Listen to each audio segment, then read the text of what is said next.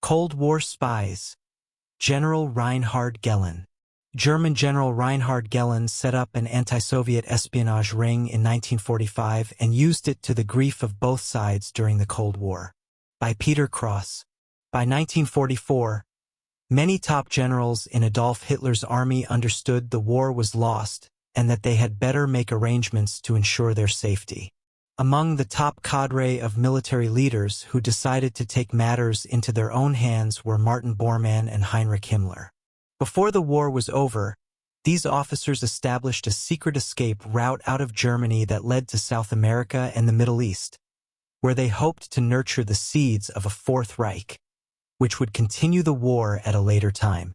Bormann dubbed this new group the Odessa, an acronym for what might be roughly translated as Organization of Former SS Members. One of the most important Odessa members, and a man who would later play an important role in the future CIA-German intelligence alliance, was Reinhard Gehlen, a leading Wehrmacht intelligence officer. A few years ago, under a successful Freedom of Information Act, FOIA suit brought by a concerned citizen, the CIA opened up its previously closed Cold War files on Gehlen and his post-war activities with the CIA. The congressionally mandated Nazi War Crimes Disclosure Act brings to light the close relationship between the Gehlen organization, which comprised many Nazi war criminals, and their post-war involvement with American intelligence services. Reinhard Gehlen's early career. Reinhard Gehlen spent most of his adult life in the service of the Third Reich.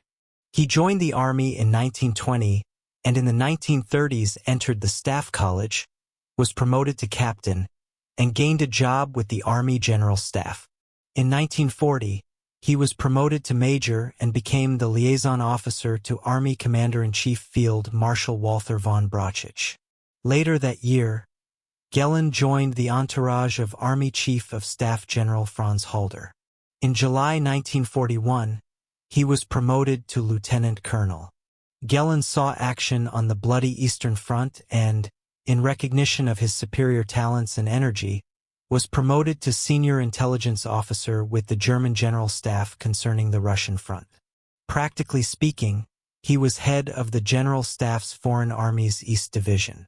Between this time and the end of 1942, he was approached by disaffected officers, among them Colonel Henning von Treschow, Colonel Klaus von Stauffenberg, and General Adolf Husinger, who were making secret plans for assassinating Hitler as a means of ending the war. Gehlen's involvement in this cabal was minor. By December 1944, Gehlen was a major general. His responsibilities were to gain information on the Soviet army and study their battlefield tactics. The intelligence he gathered was lightly held by the German High Command, who came to be distrustful of their own espionage services. In particular, Hitler did not trust the intelligence branch and looked askance at the information Gehlen was disseminating. Gehlen realized that his hard work was not being taken seriously in Berlin, and he made plans to rectify the intolerable situation in which he found himself. The plots to assassinate Hitler peaked on July 17, 1944, with a bomb's explosion at a meeting of Hitler and his top aides. Hitler was only wounded in the attack, but he meted out a brutal revenge. Gehlen's trivial part in the conspiracy was covered up and he escaped any punishment, making a deal with the Allies. In April 1945, as Russian and American armies were converging on Berlin, the Third Reich was going down in flames.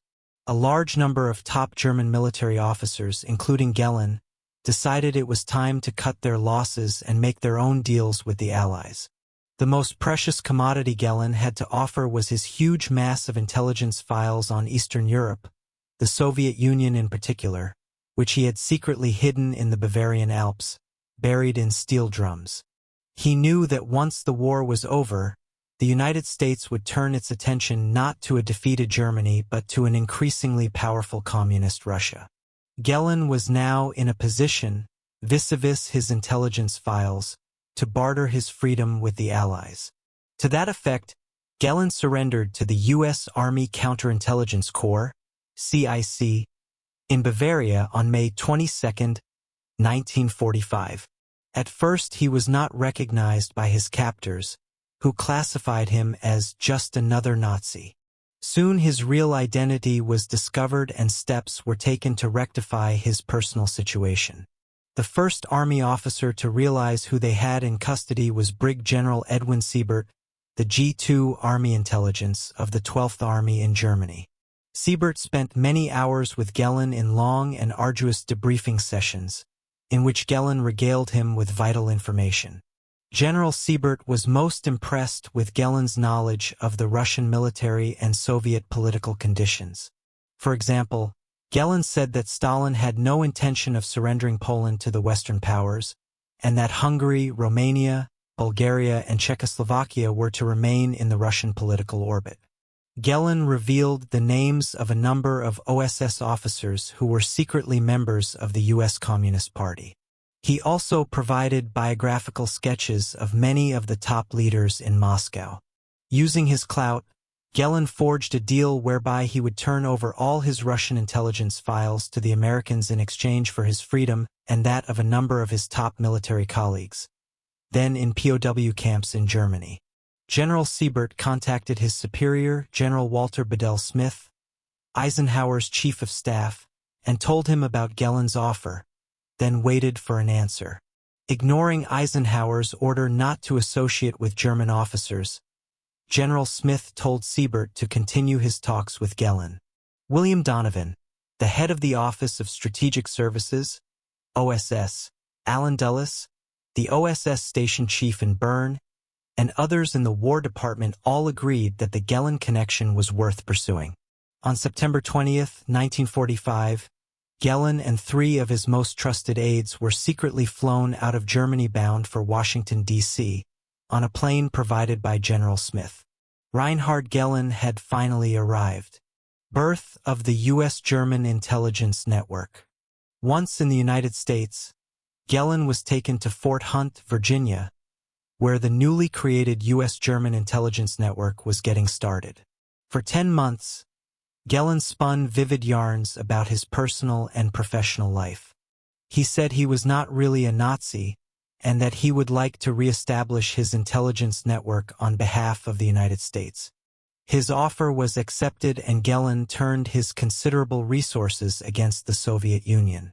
The Fort Hunt Agreement between Gehlen and the United States led to a clandestine German intelligence organization created specifically to spy on the Soviet Union. Any information gathered would be shared with the United States. The new espionage agency would not be under the control of the United States, but would act independently. However, the United States would fund it until a new independent German state would come into existence. At that time, Gehlen's agency would revert to the German government and put German foreign policies first. The Gehlen Org. In July 1946, Gehlen was released from his official American captivity and, along with 350 former German intelligence agents of his choosing, left for Munich and began staffing his organization. Gehlen used a dummy corporation called the South German Industrial Development Organization to run his espionage unit. As time went on, he was able to staff his new group with over 4,000 undercover agents, or V-men as they were called, to serve throughout the Soviet bloc nations. For years to come, these men proved to be the CIA's eyes on the ground in areas where no American could ever infiltrate. The Gehlen Org, as it came to be known, also recruited thousands of the meanest, most despicable former members of the Gestapo, Wehrmacht, and SS officer class. Among those now under American jurisdiction were Alois Brunner, Adolf Eichmann's most trusted aide, SS Major Emil Augsburg, who oversaw the murder of hundreds of Russians, and Klaus Barbie. Another Nazi employed by Gehlen was Franz Six, the exterminator of hundreds of Jews in the Smolensk ghetto. A German newspaper, the Frankfurter Rundschau, said of these men, "It seems that in the Gehlen headquarters one SS man paved the way for the next and Himmler's elite were having happy reunion ceremonies." Although the newly created CIA, which worked in unison with the Gehlen Org, was aware of the criminal backgrounds of many of his agents, it turned a deaf ear to the fact, wishing that it would eventually go away. The Gehlen Org supplied much-needed intelligence on developments inside the Warsaw Pact nations. In addition, Gehlen's spies secretly made their way into Russian-occupied Eastern Europe and tried to foment revolutions among the dissatisfied groups who were opposed to Soviet rule. These agents oversaw the clandestine airdrops of agents by American-supplied aircraft behind the Iron Curtain. Hardly any of these parachute drops succeeded, however, because the Russians always seemed to be one step ahead. Gehlen's mixed results. By 1946, when Gehlen began his eavesdropping activities behind Russian lines, the CIA was beginning its own clandestine efforts to infiltrate agents into Russian-held territory and foment revolutions. On one such mission, called Operation Sunrise, about 5,000 anti-communists of Eastern European and Russian origin were given espionage training at a camp named Oberammergau. Agents from this mission soon infiltrated into the Ukraine, which was not entirely under Russian control. Another mission run by the Gehlen Org, dubbed Operation Rusty, was strictly an intelligence-gathering effort directed against many of the dissident German organizations in Europe. Another facet of the Gehlen Org's work was to monitor the size of the Russian missile fleet, which was an increasing concern among the Western Allies. Most of these infiltration missions were dismal failures. Over time, the Soviets were able to infiltrate their own counterspies into the Gehlen Org and tipped off their counterparts whenever a mission was planned. Another person who gave advance information to the Russians in the late 1940s and early 1950s about the CIA raids was Adrian Kim Philby, who was the British intelligence liaison with the CIA. Philby had been an undercover agent for the Soviet Union during World War II and remained in that position when the war ended. One operation that was blown from the beginning was an anti-communist mission dubbed WWII, whose target was Poland. The Gehlen Org made contact with WWII, a Polish underground group supplying the West with military information on Soviet troop movements. U.S. agents gave WWII's members intelligence information as well as military supplies to conduct hit-and-run raids inside Poland. By 1952, many of WWII's agents had been compromised and what little information came back to the West was of little use. In the end, the West discovered that Soviet intelligence services had created WWII in the first place. Gehlen used the American fear of a sudden Soviet invasion of West Germany to his own advantage. To demonstrate his intelligence prowess to the Allies, on numerous occasions he used bogus information to convince them that the Russians were planning an imminent strike against the West. Despite these fiascos, Gehlen's forces were able to score a number of intelligence successes. For example, Gehlen's agents uncovered the secret Russian assassination unit called SMERSH. They helped in the secret construction of the Berlin Tunnel, by which Americans were able to burrow beneath the Berlin Wall and monitor signal intelligence coming from the Soviet forces in East Germany. They also played a part in snatching a copy of a secret speech given by Soviet Premier Nikita Khrushchev in which he lashed out at the crimes of the Stalin era. Gehlen and the Ratline. A major and odious sideline of the Gehlen Org was its helping former Nazi military officials to escape to South American and other parts of the globe. This was the so-called Ratline in which former SS men used forged documents provided by Gehlen, U.S. intelligence, and members of the Catholic Church. Gehlen never told his American colleagues about the illegal travels of these men, many of whom were wanted for war crimes. Among those who took advantage of the Ratlines was Klaus Barbie, who fled to Bolivia, where he lived for years under the alias Klaus Altmann. Decades later, he would be caught and returned to France to stand trial for his crimes there during the German occupation. In April 1956, the Gehlen Org was reassigned to the new West German government and called the Bundesnachrichtendienst, or BND. Gehlen held his position as head of the BND until April 1956, when he was forced out because of a political scandal in the ranks. He retired in 1968 and died in 1979. The Nazi War Crimes Disclosure Act.